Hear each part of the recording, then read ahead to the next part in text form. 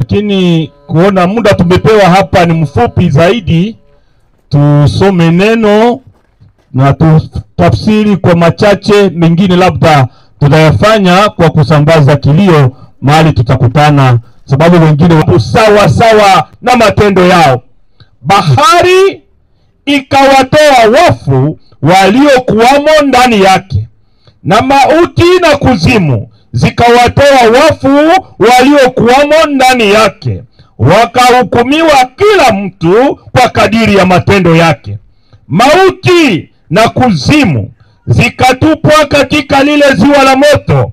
Hii ndiyo mauti ya pili, yaani hiyo ziwa la moto. Na iwapo mtu yeyote hakuonekana ameandikwa katika kitabu cha uzima, alitupwa katika lile ziwa la moto. Ni neno la Mungu. Amena.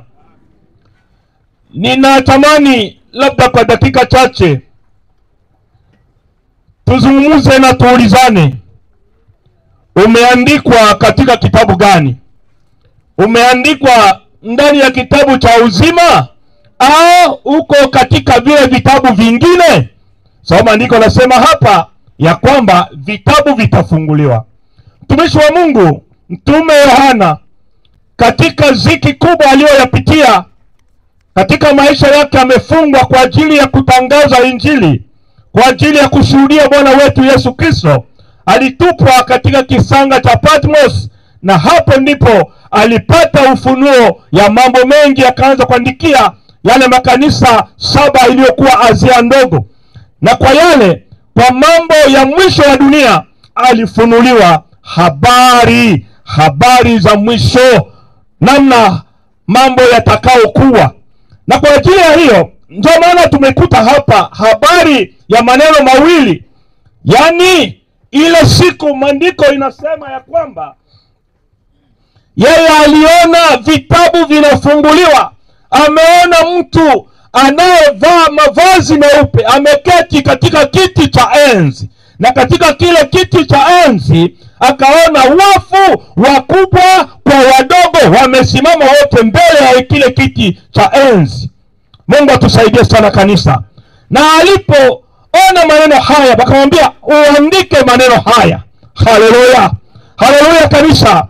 Sasa ameona maneno haya, wafu waliokufa, bahari ilitoa wote waliokufa ndani ya bahari. Tukikumbuka Goma mwaka jana, kuna watu waliteketea mbahari hapa na bato merdi. Maandiko yanashuhudia kwamba wale wenyewe waliteketea mwa ile bato. Ile siku bahari itawatoa wote. Mungu atusaidie sana. Wote waliokufa, sawa vile wa ndugu wenyewe tu tunawasindikiza sasa hivi, nao pia maandiko yanasema ya kwamba nao watafufuliwa. Mungu atusaidie sana. Sasa maandiko inasema ya kwamba vitabu vitafunguliwa. Wanani watakuwa katika kitabu cha uzima na wanani watakuwa katika vile vitabu vingine? Ni swali nilijiswali, na wewe unaweza kujiswali lile swali. Nilishaandikwa mkitabu gani? Lakini nisikuchoshe zaidi. Kama vitabu vitafunguliwa, maandiko yanasema kila mtu atahukumiwa sawa sawa na matendo yake, na matendo yako ndio itakuorozesha kwa kitabu fulani. Haleluya. Na katika haya, kama jina lako halitapatikana katika kitabu cha uzima, ndio kusema utapatikana katika vile vitabu vingine. Mungu atusaidie kanisa. Hii kitabu cha uzima ndio kitafunguliwa cha kwanza, na hapo wataita majina ya kila mtu. Na ukiendelea kusoma hii ufunuo wa Yohana, iko nasema ya kwamba kabila kwa kabila litasimama mbele zake, jamaa kwa jamaa litasimama mbele yake, na vile vile na ndio vile watu watakuwa wameandikwa katika vile vitabu. Mungu atusaidie sana. Ni wale wakina nani watakuwa katika kitabu cha uzima? Kusudi usioroseshe katika kitabu cha uzima njia iko ipi. Njia ndio hii, ni kwanza kukubali Yesu Kristo kuwa Bwana na Mwokozi wa maisha yako. Katika kuamini unaandikwa katika kitabu. Kusudi sasa uonekane jina lako, inasema kwamba baada ya kuamini utubu na kubatizwa, jina lako inaandikwa katika kitabu cha uzima. Mungu atusaidie sana. Na wenzetu wenyewe wamelala hapa, walikubali, waliamini Yesu Kristo, ndio kusema ya kwamba wameandikwa katika kitabu cha uzima. Tusipozimia moyo, maandiko yanasema ya kwamba tutaonana huko juu mbinguni. Mungu atusaidie sana. Wakristo wote wameandikwa katika kitabu cha uzima. Lakini bahati mbaya, unaweza kuwa Mkristo, wakati uliamini unabatizwa, unaandikwa ukitabu, tena vitabu vingine jina lako lipatikane pale, itakuwa huzuni. Na ni wakina nani watakuwa katika vile vitabu vingine? Ukasoma 21 hii Yohana, Ufunuo Yohana 8 yake nasema, bali banani wenyewe watakuwa mle vitabu vingine. Mwasikie hapa, anasema bali uoga, wasioamini, wafanyao wachukizao na wauaji. Sababu wenyewe walifikiria kuacha uzima wa ndugu zetu kupotea, nao biko wale vitabu vingine ni watu. Mungu atusaidie sana. Inasemeka hapa, na wazinzi wote, na washerati yote, na wachawi yote, na waabudio sanamu wote, na waongo wote, sehemu yao ni katika lile la moto. Mungu atusaidie sana. Iko mbaya wewe Mkristo bakuandike tena kitabu ya waongo. Ulishaamini, unakaribia meza ya Bwana, lakini kwa waongo uko aregistre mwa ile registre. Mungu atusaidie sana. Unaweza kuwa bachawi mkanisa, kumbe bachawi wanakuwaka. Aiko Mkristo lakini mkitabu ya bachawi bana mwaregistre tena mule. Mungu atusaidie sana. Kitabu ya wauaji na wote wale bana kuandika mule. Kitabu ya wazinifu bana kuandika mule. Kitabu ya wabaya bana kuandika mule. Bana kuandika mule. Sasa hii ukaandika kitabu kingine, ndio kusema kwa hii kitabu ya uzima mweye anaweza kuhubiri kama mimi nikiwa mimi muongo, basi nitosha mkitabu cha uzima wala nitama wale vitabu vingine. Sasa sawa wataita majina. Maandiko yanasema ya kwamba kuna watu watalia pale msema, Bwana tulihubiri kwa jina lako. Anasema ondoka, siwajue. Sababu ya nini? Uliandikwa kwa vitabu vile vingine, na matendo yako itafuatana na wewe. Mungu angelitusaidia sana kubakia ndani ya kile kitabu cha uzima. Maana wanaokufa katika Kristo wanafanya nini? Wanapumzika, na siku ya parapanda maandiko yanasema watafufuliwa, na huko itakuwa raha, na watambiwa ingia katika raha ya Bwana wako, sababu uko ndani ya kile kitabu cha uzima. Unaweza kuwa na cheo kama mimi, maana niko delege ajwe. Unaweza kuwa mchungaji kama vile ndugu yuko hapa. Haiko mchungaji mtatuingiza mbinguni. Haiko cheo tunayo mtatuingiza mbinguni.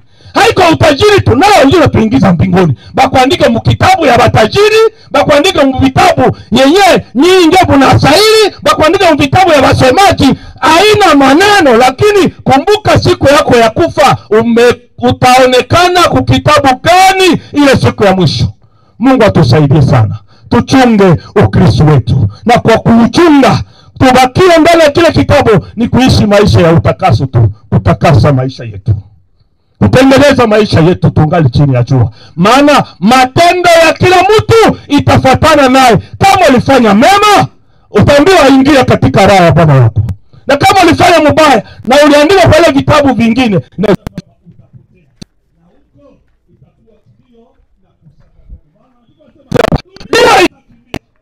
itagunja kama mkeka na mimi na inatupwa katika lile ziwa la moto, na uende kuziwa la moto na huko naona. Bandugu, tufikiri vizuri. Mungu angelitusaidia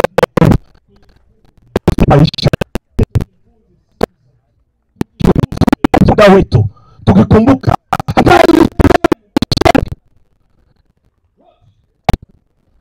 sasa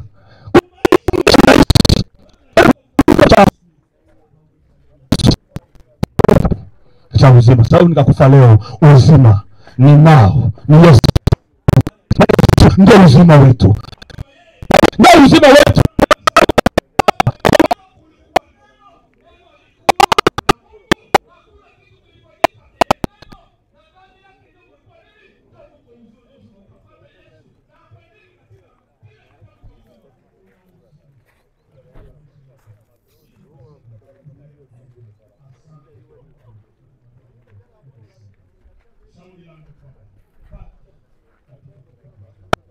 Ni kesho kama unakuwaka mzinifu kitabu mwingine mrudie.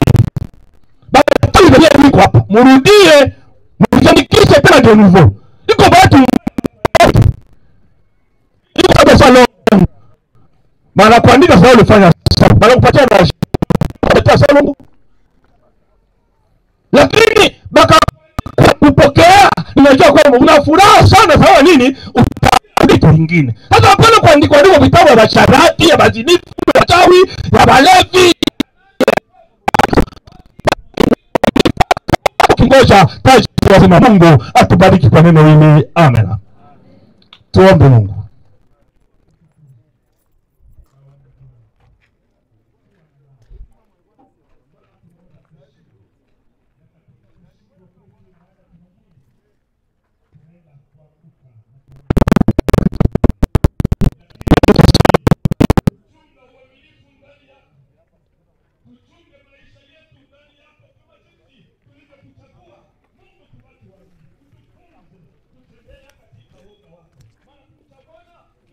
Maarifa Mungu